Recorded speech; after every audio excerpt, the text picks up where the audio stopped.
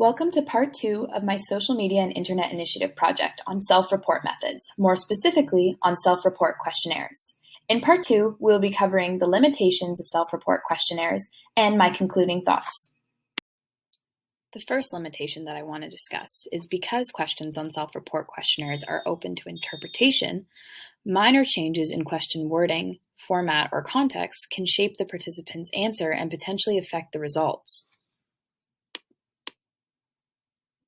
Because self-report questions are subject to interpretation, another problem that could occur is called measurement bias, and this is when the outcome you were attempting to measure is measured poorly or inaccurately.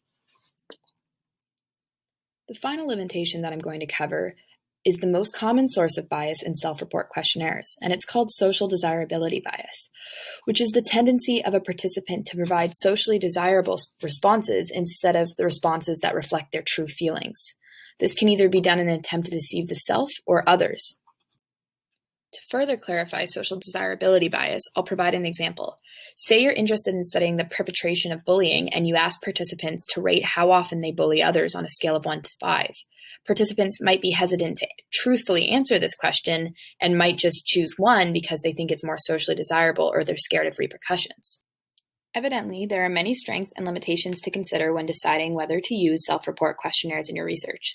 So I wanted to present some alternative methods of data collection briefly for interest's sake.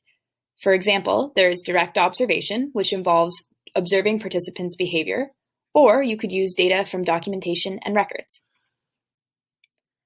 I chose to cover self-report questionnaires because although they are not directly related to my thesis topic, they are still pertinent to my thesis project as I will be studying mental illness in emerging adulthood and using self-report questionnaires for data collection. I hope you enjoyed, and thank you for listening.